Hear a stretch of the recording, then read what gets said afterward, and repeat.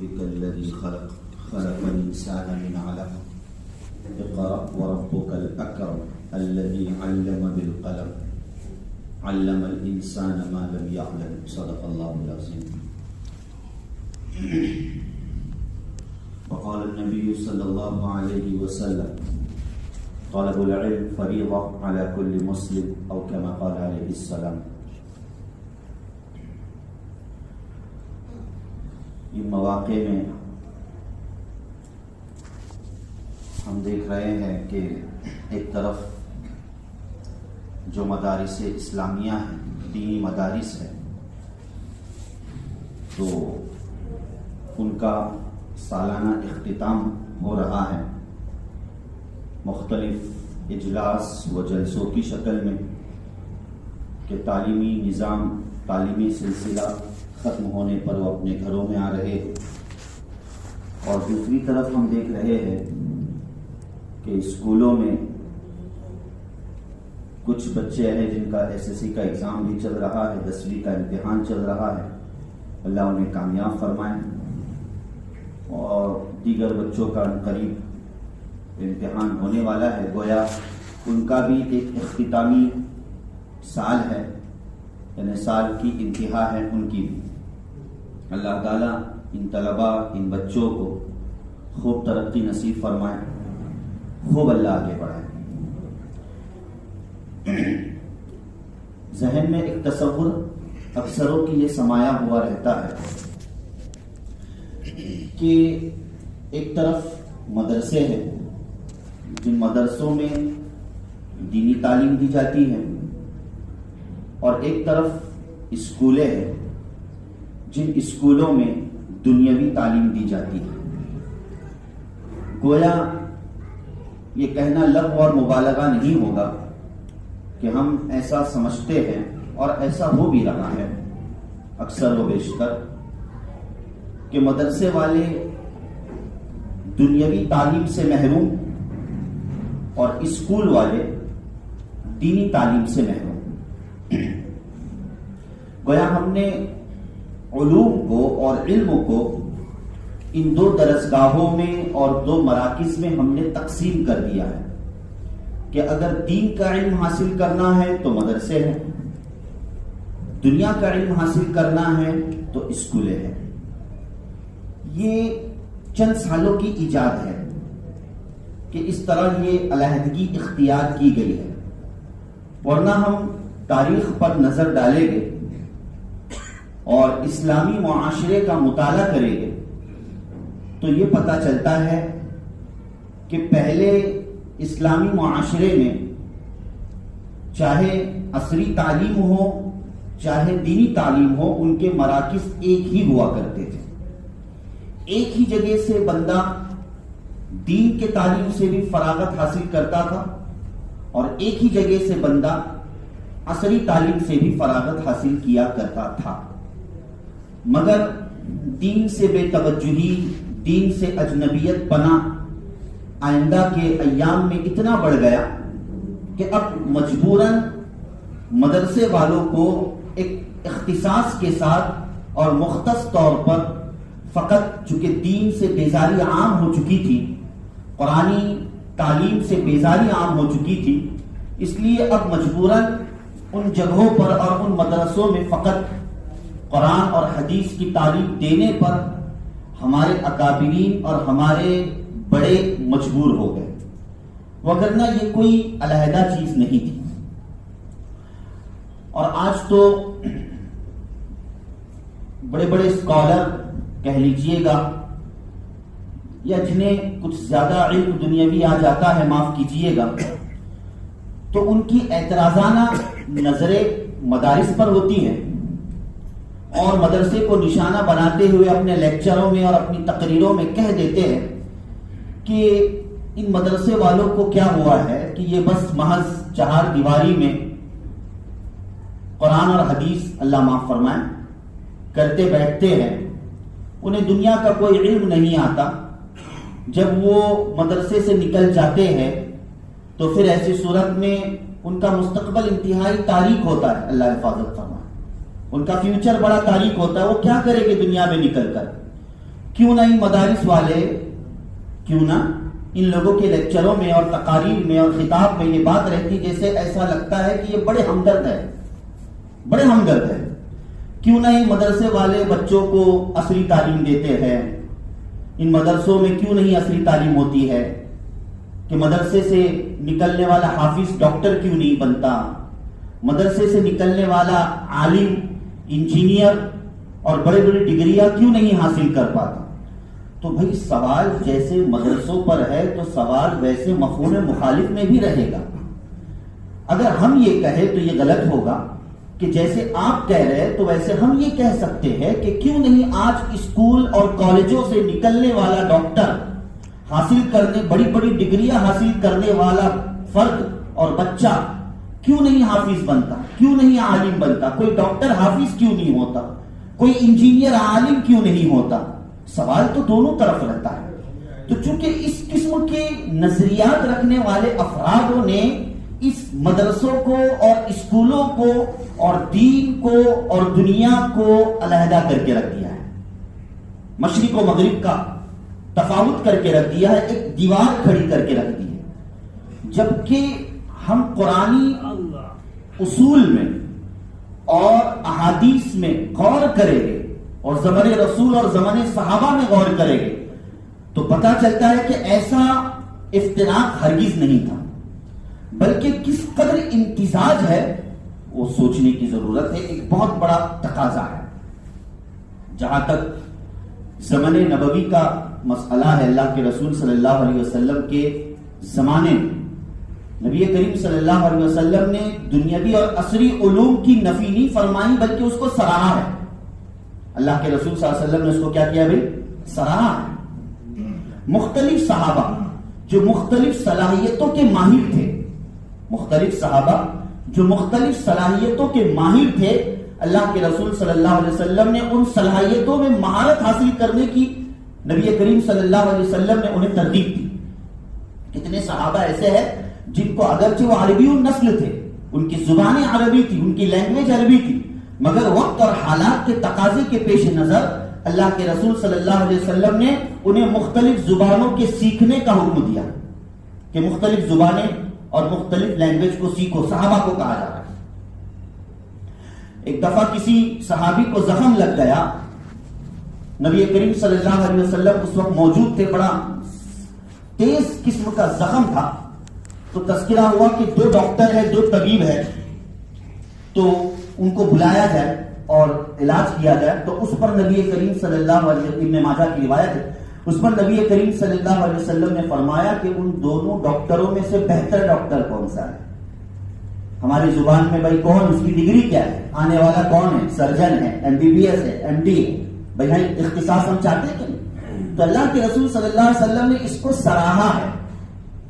اور بھی ایسی کئی مثالیں. حضرت عمر بن خطاب رضی اللہ تعالیٰ عنہ کا قول مشہور ہے کہ حضرت عمر بن خطاب رضی اللہ تعالیٰ عنہ نے اپنے دور خلافت میں یہ حکم دیا کہ بعض لوگوں کو حکم دیا، صحابہ کو، کہ تم علم نجوم حاصل کرو، ستاروں کا علم حاصل کرو، تاکہ اس سے راستوں کے پہچاننے میں، بر و بحر میں، سمندر اور خشکی کے راستوں کی معرفت میں آسانی پیدا ہو. بے شمار مثالیں. اور اس سے بڑی بات اور کیا ہو سکتی ہے کہ قرآن کریم نے، ہم جانتے ہیں کہ جو سب سے پہلی وحی اللہ نے اتاری ہے، اور قرآن کریم کا جو سب سے پہلا میسج ہے اور پیغام ہے، ہم سب جانتے ہیں وہ کون سا ہے؟ تعلیم کا. سورۃ العلق کی جو 5 آیتیں، ذرا ان 5 آیتوں پر غور کیجئے گا. کیا وہ سورہ علق کی 5 آیتیں یہ کہتی ہے کہ بھئی مدرسوں میں فقط تعلیم حاصل کی جائے؟ سورہ علق کی وہ 5 آیتیں یہ کہتی ہیں کہ فقط یہ اس بات کی طرف نشاندہی کرتی ہے کہ بس یہ کسی حافظ کے لیے، کسی عالم کے لیے، کسی قاری کے لیے، کسی مفتی کے لیے نازل ہوئی ہے؟ نہیں. قرآن کی آیتوں میں وسعت ہے.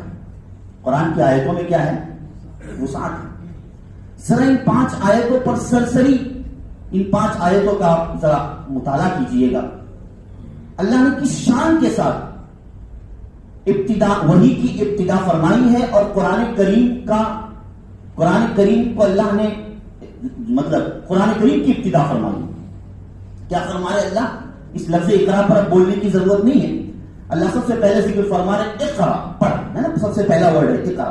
اسی سے ہم تعلیم کی اہمیت، اس کی افادیت، اس کی حقانیت پر تقاریر کرتے ہیں اور بیانات سنتے رہتے ہیں. اب میرا موضوع بہرحال وہ نہیں ہے تعلیم کی اہمیت سے متعلق. اللہ کرے میں کچھ اور بتلانا چاہتا ہوں، اللہ مدد فرمائے. اللہ ذکر فرما رہے اقرا، پڑھ. آگے کیا ذکر فرما رہے اللہ؟ بسم ربک. اقرا بسم ربک، اپنے رب کا نام لے کر پڑھ.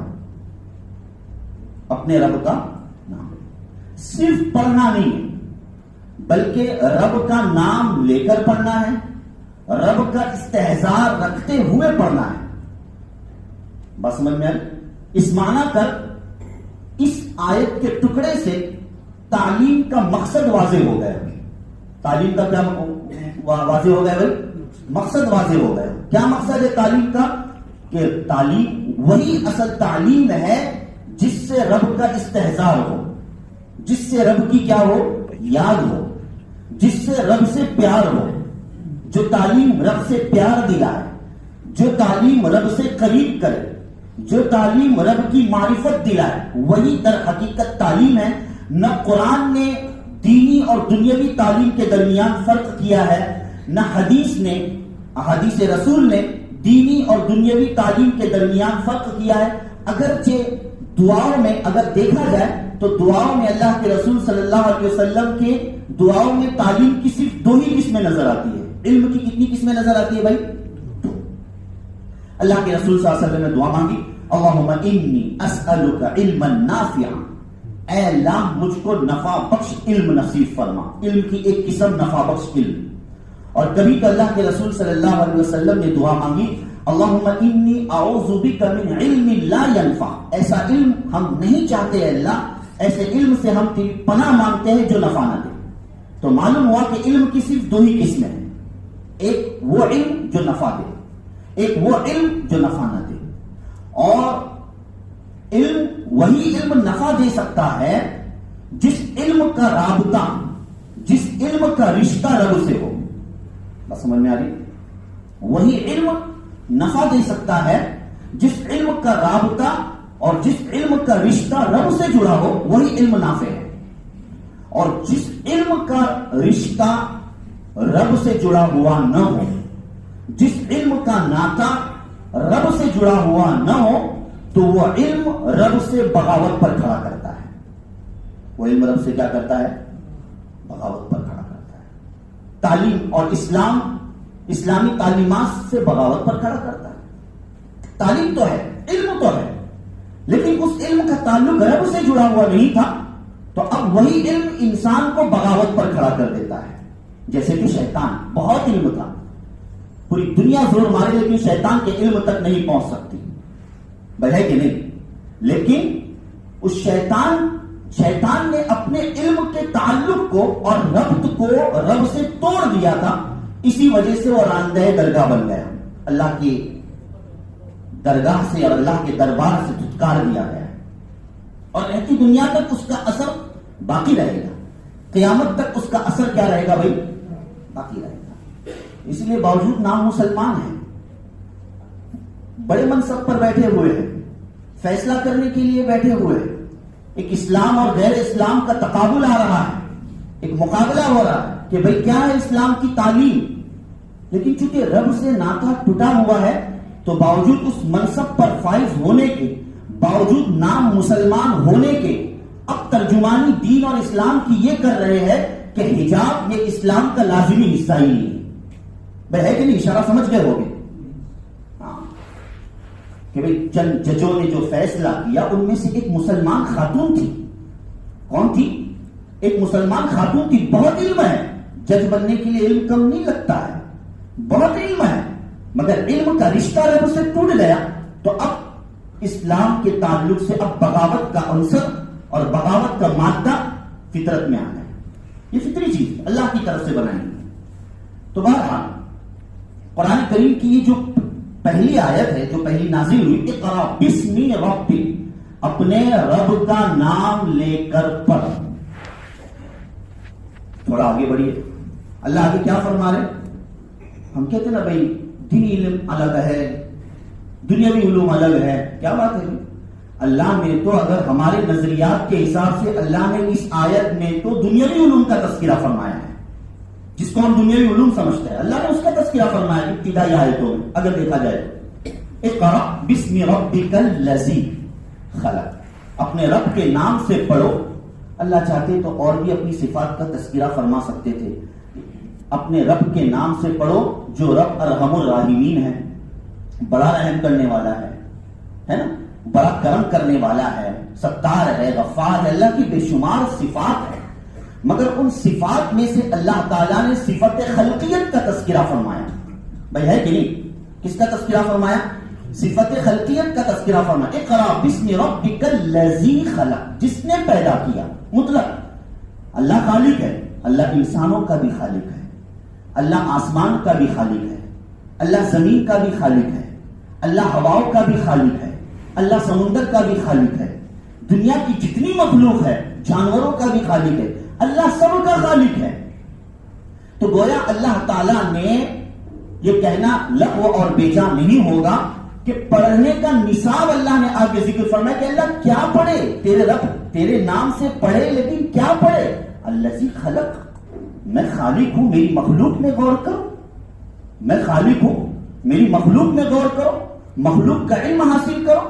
جتنا مخلوق کا علم حاصل کرو گے، رب کا استحضار کرتے ہوئے اتنا مجھ سے قریب ہوتے جاؤ گے. بھائی ہے کہ نہیں؟ اللہ نے ذکر فرمایا یتفکرون فی خلق السماوات والارض، اور بھی آیت قرآن کریم کی کہ جو نظام خلقی اور نظام سمائی اور نظام ارضی میں جو غور و فکر کرتے ہیں، وہ گویا کہ رب سے تعلق ہونے کی بنا پر دعا کرتے کہ جو وہ ریسرچ کرتے جائیں گے، غور و فکر کرتے جائیں گے، اتنا اللہ کی معرفت حاصل کرتے جائیں گے. قرآن کہہ رہا ہے یتفکرون فی خلق السماوات والارض. اقرا بسم ربک الذی خلق. تو خلق میں مخلوق بے شمار ہے. اگر کوئی ہواؤں پہ غور کر رہا ہے، ہواؤں کا علم رکھ رہا ہے، تو ظاہر ہے کہ وہ بھی اللہ کی مخلوق ہے. اگر کوئی نباتات پر، زمینی سطح پر نباتات کا علم رکھ رہا ہے، نباتات کا علم حاصل کر رہا ہے، تو اس کا بھی ذکر اللہ نے اس لفظ خلق میں ذکر فرما دیا. اگر کوئی سمندری علم حاصل کر رہا ہے، فلکیاتی علم حاصل کر رہا ہے، ساری چیزوں کا علم اللہ نے الذی خلق میں ذکر فرما دیا. کس میں ذکر فرما دیا؟ الذی خلق میں ذکر فرما کہ تم جو بھی علم حاصل کرو، ہر چیز اللہ کی مخلوق ہے. بھائی ہر چیز کیا ہے؟ اللہ کی مخلوق. بنانے والا کون ہے؟ اللہ ہے. آگے بڑھیے. اقرا بسم ربک الذی خلق. یہاں تک بات ختم تھی. اس لفظ خلق کے اندر ساری مخلوقات داخل تھی، مگر اللہ نے خصوصیت کے ساتھ انسان کو علیحدہ کرتے ہوئے اس کی اہمیت اور اس کے شرف کو اللہ نے ذکر فرمایا. اقرا بسم ربک الذی خلق خلق الانسان، جس نے کس کو پیدا کیا؟ انسان کو پیدا کیا. کیا بات ہے بھائی؟ انسان تو اس خلق کے اندر داخل ہی تھا، مخلوق کے اندر، مخلوق کی فہرست میں داخل تھا، مگر اس کے شرف اور مقام و مرتبت کو ظاہر کرنے کے لیے اللہ نے اس خلق سے نکال کر انسان کو علیحدہ کرتے ہوئے ذکر فرمایا کہ خلق الانسان، جس نے کس کو پیدا کیا بھائی؟ انسان کو پیدا کیا.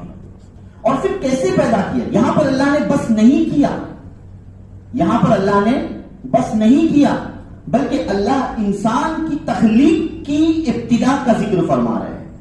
اللہ انسان کی تخلیق کی حقیقت کو کھول کر رکھ رہے ہیں کہ خلق الانسان من علق، کہ انسان کو کس سے پیدا کیا؟ اللہ نے علق سے پیدا کیا. علق کسے کہتے ہیں؟ کہ ہم نے انسان کو جمے ہوئے خون سے بنایا. خلق الانسان من علق، ہم نے انسان کو کس سے بنایا؟ جمے ہوئے خون سے بنایا. یہ کیا بات ہوئی کہ اللہ تعالیٰ نے اس طرح انسان کی تفصیل کا اور اس کی تخلیق کا تذکرہ فرمایا کہ ہاں یہ بھی ایک علم ہے، اور یہ علم سائنس اور یہ علم طب ہے جس کا ایک بہت بڑا مقام ہے. اس لیے اللہ نے خلق الانسان من علق کے سینٹنس میں اور اس جملے میں اللہ نے علم سائنس اور علم طب کا تذکرہ فرما دیا. ہے کہ نہیں؟ سائنس اور علم طب اسی انسان کی تخلیق پر ہی تو غور کرتا ہے. طب کس کا نام ہے؟ سر کے بال سے لے کر پیر کے ناخن تک جو ریسرچ کیا جاتا ہے اسے علم طب کہا جاتا ہے نا؟ کہ بھئی اللہ بتلا رہے کہ انسان کی ابتدا جمے ہوئے خون سے ہوئی، کہ انسان پہلے جمع ہوا خون ہوتا ہے، جمے ہوئے خون کے بعد وہ گوشت کی شکل کب اختیار کرتا ہے، اس کے اندر ہڈیاں کب سما جاتی ہے، اور وہ ایک شکل و صورت کیسے اختیار کرتا ہے، اور مادر رحمی میں 9 مہینے تک کس طریقے سے رہتا ہے۔ موقع نہیں کہ اس کو ذکر کیا جائے، مادر رحمی میں کس طریقے سے رہتا ہے۔ ہم کہتے ہیں نا کہ بھائی انسان بچہ پیدائش کے بعد 2 سال تک شیر خوار رہتا ہے، یعنی دودھ پیتا بچہ۔ یہ لفظ پیدا یہ فارسی ورڈ ہے۔ کون سا ورڈ ہے؟ فارسی۔ پیدا کا مطلب کیا ہونا؟ نمودار ہونا، ظاہر ہونا۔ اس کا یہ مطلب نہیں کہ پہلے نہیں تھا اور اب ظاہر ہو گیا، یعنی نیا آ گیا، ایسا نہیں۔ پیدا یہ کوئی چیز چھپی ہوئی ہے، پردہ ہٹا دے تو کیا ہو جاتا ہے؟ ظاہر۔ بچہ ماں کے پیٹ میں چھپا تھا، اب ڈیلیوری ہو گئی تو بچہ پیدا ہو گیا، ظاہر ہوا۔ مطلب عدم سے وجود میں ابھی آیا ایسا نہیں، بلکہ وہ 9 مہینے پہلے آ چکا تھا، 9 مہینے پہلے ہی ماں کے پیٹ میں آ چکا تھا، اب صرف ظاہر بعد میں ہوا 9 مہینے کے بعد میں۔ تو یہ جو بچہ شیر خوار ہوتا ہے کہ نا دودھ پیتا بچہ، یہ صرف ماں باہر آنے کے بعد دودھ پیتا نہیں ہوتا ہے، 9 مہینے تک کیا کرتا ہے؟ اندر کیا کھاتا ہے 9 مہینے تک؟ ظاہر بات ہے 9 مہینے تک باہر آ کر تو ماں کا دودھ پیتا ہے، اور اندر رہ کر ماں کا خون پیتا ہے۔ اندر رہ کر کیا ہوتا ہے؟ ماں کا اللہ ایک انتظام فرماتے ہیں، اللہ اس کی ایک تخلیق فرماتے ہیں کہ 9 مہینے جب اس کے اندر روح پھونک دی جاتی ہے تو پھر اب اس کی غذا کا بھی اللہ تعالیٰ کیا کرتے ہیں؟ ماں کے پیٹ میں اہتمام کرتے ہیں۔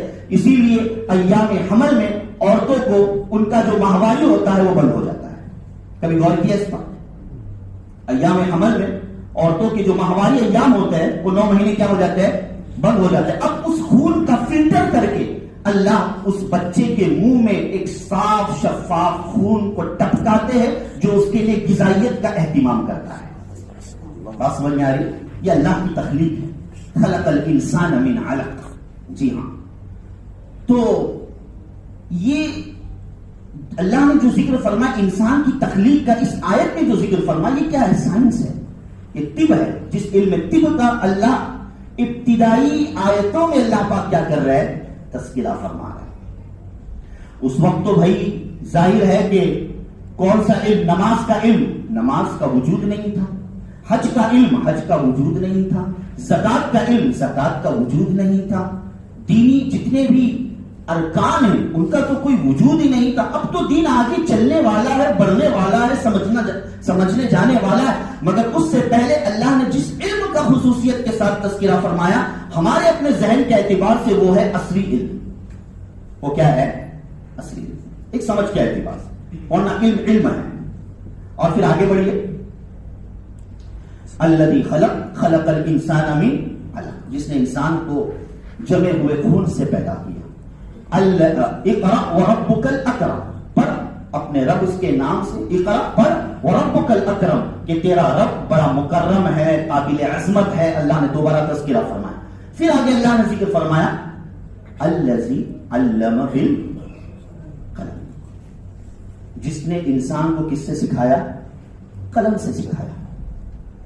حصول علم کا جو مرکزی ذریعہ ہے، علم حاصل کرنے کا جو ابتدائی ذریعہ اور مرکزی ذریعہ، وہ کیا ہے؟ قلم۔ وہ کیا ہے بھائی؟ قلم، جس کی اہمیت، افادیت اب موقع نہیں کہ اس کو ذکر کرو۔ اللہ نے اس سے بڑھ کر اور کیا ہو سکتی ہے کہ قرآن کریم میں مستقل سورت کا نام اللہ نے قلم رکھا ہے، نون والقلم وما یسطرون۔ قلم کا اتنا بڑا مقام، اسی لیے حدیث میں آتا ہے اللہ نے سب سے پہلے جس مخلوق کو پیدا فرمایا وہ کیا ہے؟ مخلوق قلم۔ اللہ نے سب سے پہلے قلم کو پیدا فرمایا اور کہا کہ لکھ۔ قلم نے کہا کیا لکھو؟ اللہ نے کہا کہ قیامت تک ہونے والی ساری چیزیں لکھ دیں۔ یہ قلم کا مقام اور شرف ہے۔ مگر کیا اللہ نے جو حصول علم کا جو ذریعہ قلم ہے، جس کا اللہ نے قرآن میں ذکر کیا ہے، تو کیا دیگر ذرائع کی قرآن نے اس سے نفی کر دی؟ دیگر ذرائع کی قرآن نے اس سے نفی کر دی؟ اس وقت کے اعتبار سے قلم، اور آج بھی اور تا قیامت قلم کا تو رواج ہے ہی بھائی، اور وہ تا قیامت رہنے والی چیز اللہ کے شعائر میں سے ہے، اس سے انکار نہیں کیا جا سکتا۔ مگر اس کی جو فروعات ہے، اس قلم کی جو فروعات ہے اور دیگر جو علم حاصل کرنے کی جو دیگر ذرائع ہے، اس قلم کے ضمن میں اللہ نے ان کا بھی تذکرہ کر دیا۔ جب قلم کا خالق رب ہے، قلم کا خالق اللہ ہے، تو کیا کمپیوٹر کا خالق اللہ نہیں بن سکتا؟ آج کی ٹیکنالوجی کا خالق رب نہیں بن سکتا؟ کیا یہ جو کمپیوٹر بنا ہے، جدید ٹیکنالوجی حاصل کرنے کے جو ذرائع بنے ہیں، کیا اللہ کے علم اور منشا اور ارادے کے خلاف اور باہر ہے؟ نعوذ باللہ من ذالک۔ کہ نہیں، اللہ نے نہیں چاہا، کمپیوٹر شیطانوں نے خود بخود بنا دیا، ٹیکنالوجیاں خود بخود شیطانوں نے بنا دی۔ یہ سارے علم حاصل کرنے کے ذرائع ہیں، قابل تکریم ہے۔ ہاں، مقام اور مرتبہ قلم کا ہے، چونکہ اللہ نے اس کو قرآن کریم میں کیا کیا ہے، ذکر فرمایا۔ لیکن یہ کہ بھائی کمپیوٹر اور ٹیکنالوجی یہ دین سے ہٹ کر ہے، نہیں، یہ تو قرآن کریم کا حصہ ہے۔ یہ تو کیا ہے، قرآن کریم کا حصہ ہے بہرحال۔ اس لیے امام سیوطی رحمۃ اللہ علیہ فرماتے ہیں کہ کوئی بھی دنیا کا علم اور قیامت تک آنے والے جتنے بھی نئے علم ہیں، کوئی بھی ایسا علم نہیں ہے جو قرآن میں نہ ہو۔ اللہ نے ہر علم کا تذکرہ کس میں فرمایا ہے؟ قرآن میں فرمایا۔ بس انسان کی وہ نظر چاہیے کہ وہ قرآن سے اس علم کو کیا کرنے والا بن جائے، حاصل کرنے والا بن جائے۔ ہاں بھائی، اگر قلم سے حاصل کرنے والا علم، اس علم کا رشتہ بھی اگر رب سے نہ ہو تو وہ علم غیر نافع، میں نے کہا۔ اسی طرح کمپیوٹر سے حاصل کرنے والا علم، اگر اس علم کا رشتہ بھی رب سے نہ ہو تو وہ علم بھی کیا ہے، غیر نافع، اس میں تو کوئی بات نہیں۔ اگر قلم سے علم حاصل کر رہے ہیں اور رب سے رشتہ جڑا ہے، رب کے قریب ہو گئے۔ کمپیوٹر سے علم حاصل کر رہے ہیں، رب سے رشتہ جڑا ہے، رب سے قریب ہو گئے۔ تو خدا یہ قرآن کریم کی آیتوں میں یہ وسعت ہے، جن وسعتوں کو ہمیں سمجھنا ہے کہ کوئی یہ مدارس، یہ اسکول، یہ کوئی علیحدہ علیحدہ جگہ نہیں، ایک ہی ہے۔ ہاں، جو درد اور جو ہمدردی ہم اسکولوں سے رکھتے ہیں، مدرسوں سے بھی رکھنی ہے، جو مدرسوں سے رکھتے ہیں اسکولوں سے بھی رکھنی ہے۔ آج وقت اور حالات نے ہمیں اس موڑ پر لا رکھا ہے کہ ہم نے ان دونوں درسگاہوں کو علیحدہ علیحدہ کر دیا۔ یہ حالات کی مجبوری ہے اور یہ وقت کا تقاضا ہے۔ اسی لیے اللہ جزائے خیر دے ہمارے اکابرین کو کہ زمانے کے اعتبار سے وہ حالات کا مقابلہ کرتے ہیں۔ ہمارے اکابرین نے اب گنجائش اس بات کی رکھ دی کہ اب ان مدارس میں فقط نص قرآن اور نص حدیث نہیں، بلکہ ان کے علاوہ اب عصری علوم کو بھی ہم جگہ دینے کے لیے تیار ہیں۔ مدارس والوں نے کبھی اپنے دل میں کوئی تنگی نہیں رکھی۔ یہ نظریہ مولویان کا اور علماء کرام کا ہے ہی نہیں کہ بھئی جو اسکول میں جاتے ہیں وہ رب سے دور ہو جائیں گے اور جو مدرسے میں جاتے ہیں وہ رب سے قریب ہو گے۔ ایسی کوئی بات نہیں، ایسی کوئی تفریق نہیں، بس ایک سمجھنے کا نظریہ اور ذریعہ ہے۔ ایسا سمجھ لیجئے کہ مدرسہ اور اسکول یہ دو آنکھیں ہیں کہ بھئی دونوں آنکھیں لازم اور ضروری ہے۔ اگر کوئی چیز ہمیں دیکھنی ہے، اگر ایک آنکھ ہو اور ایک نہ ہو تو انسان اتنا خاطر خواہ فائدہ نہیں اٹھا سکتا۔ بہرحال اللہ پاک سمجھنے کی توفیق نصیب فرمائے، آمین یا رب العالمین۔ وآخر دعوانا الحمدللہ۔